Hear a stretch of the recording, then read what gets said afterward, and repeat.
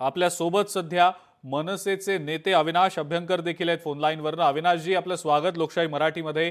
रमेश चेन्नीथला जे काँग्रेसचे प्रभारी आहेत स्पष्टपणे म्हणतायत की अद्याप मनसे सोबत आमची युती नाही। सातत्यानं ही चर्चा राज्यातल्या राजकीय वर्तुळात गेले काही दिवस सुरू आहे की मनसे महाविकास आघाडीमध्ये समाविष्ट होऊ शकते।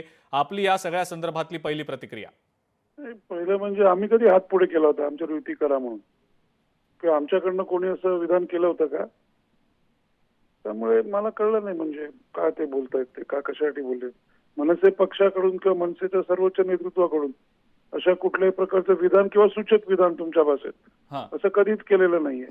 आणि उद्या जी आपण निवडणूक आयुक्तांची जी भेट घेतो आहे ती सर्व पक्षीय आहे आणि ते त्याच्या विरुद्धचा आवाज हा राजसाहेबांनी 2017-18लाच उठवला होता। तुम्हाला माहित असेल की राजसाहेब दिल्लीपर्यंत जाऊन आलेले होते, सर्व प्रमुख नेत्यांच्या भेटीगाठी घेतल्या होत्या।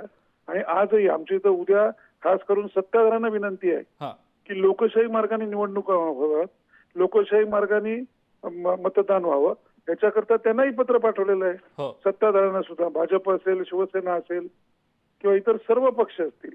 हो, पण अविनाशजी, महत्वाचा प्रश्न हाच की जर उद्याला तशी शक्यता निर्माण झालीच महाविकास आघाडीमध्ये मनसे समाविष्ट होण्याच्या संदर्भातली, तर काँग्रेस तर स्पष्टपणे आता नाहीच म्हणतंय। पुढे काही यामध्ये बदल होऊ शकतो की काय ते आपण जर तरवर आहे, पण तरी त्या संदर्भात मनसेची काय भूमिका असेल? हे बघा कसं असतं, जर आणि तर याच्यावरती कधी आता वर्तमानात उत्तर देता येत नाही। बरोबर आहे। आमचा विषय, आमच्या पक्षाचं नाव आहे महाराष्ट्र नवनिर्माण सेना। बरोबर।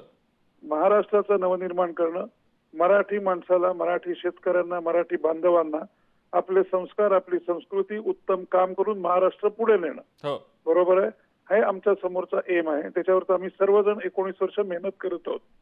त्यामुळे मुंबईमध्ये, महाराष्ट्रामध्ये मनसे पूर्ण ताकदीने काम करेल। भविष्यात जर काय निर्णय घ्यायची वेळ आली, सकारात्मक किंवा नकारात्मक, हा आमच्या पक्षाच्या बाजूनी फक्त सन्माननीय राजसाहेब ठाकरेच घेतील आणि आमचे विषय आहेत ते आमच्या पक्षाच्या वतीने राजसाहेब ठाकरेच फक्त मांडतील। कशात काही नाही आणि इतर गोष्टींवर चर्चा करण्यात काहीच अर्थ नाहीये। नाही, पण मग अविनाशजी, ज्या वेळेला संजय राऊतांचं वक्तव्य सकाळचं तुम्ही सुद्धा पाहिलं असेल, ऐकलं असेल, ते काय म्हणाले ते नंतर त्याबद्दल त्यांनी स्पष्टीकरण दिलं, पण काँग्रेसला सोबत घेण्याच्या अनुषंगानं मनसेची भूमिका मांडल्याच्या त्यांच्या वक्तव्यानंतर कुठेतरी जोरदार टीका सुद्धा झाली। मग या सगळ्यामध्ये आता हालचाली तर सुरू आहेत की काय, असं सातत्यानं आता म्हणजे दिसतंय, तरी तशी चर्चा होतीये का नाही होते ते कदाचित शीर्षस्थ नेते जास्त चांगल्या पद्धतीने सांगू शकतील, पण पडद्यामागे बरंच काही घडतंय की काय, असं एकंदरीत त्यांच्या वक्तव्यावरनं वाटलं? पडद्यामागे घडतंय नाही घडतंय याची मला तरी एक महाराष्ट्र सैनिक म्हणून काही माहिती नाहीये। आम्हाला कायम तुमच्या माध्यमातूनच कळत असतं।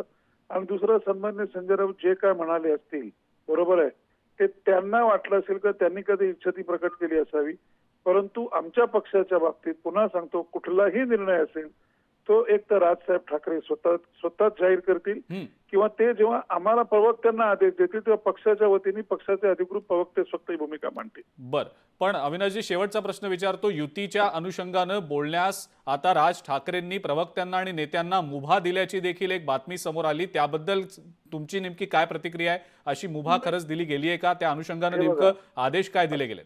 पक्षीय बैठकीमध्ये अनेक विषयांवरती चर्चा होत होते आणि पक्षाचा नेता आणि प्रवक्ता मी तुम्हाला जबाबदारीने सांगू शकतो की सर्व विषयांवरती योग्य ते बोलण्याची उभाही राजसाहेबांनी कायम दिलेली असते। आलं का लक्षात? परंतु कुठलंही परसेप्शन भविष्यात काय होईल त्याच्यावर आम्ही तरी कोणी प्रवक्ते चर्चा करत नाही। ठीक आहे अविनाशजी, खूप खूप धन्यवाद। आपण लोकशाही मराठीशी बोललात आणि या सगळ्या मुद्द्यांच्या बाबतीत आपली प्रतिक्रिया दिलीत त्याबद्दल।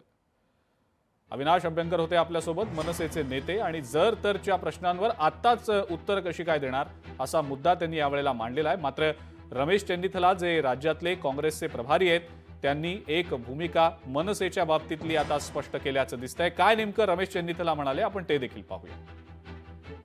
अभी तक उसके ऊपर कोई चर्चा नहीं है, हमारे सामने उसका वो मुद्दा ही नहीं है हमारे पास। इलेक्शन कमीशन के पास जाना, अगर सारे पार्टियों को बुलाए, हम भी जा रहे हैं उसमें, क्योंकि हमारा प्रोग्राम है। हमने, हमारा नेता राहुल गांधी ने उसको आगे बढ़ाया था। इलेक्शन कमीशन के ऊपर उन्होंने सारे जो गलती हुआ है, वोट चोरी हुआ है, सबके बारे में हमारे नेता ने बोला है। लेकिन एमएनएस के साथ उनको महायुति में, महाविकास आघाड़ी में ज्वाइन करने का कोई बात नहीं हुआ है, कोई चर्चा नहीं हुआ है, कोई किसी ने भी हमसे जिक्र भी नहीं किया है।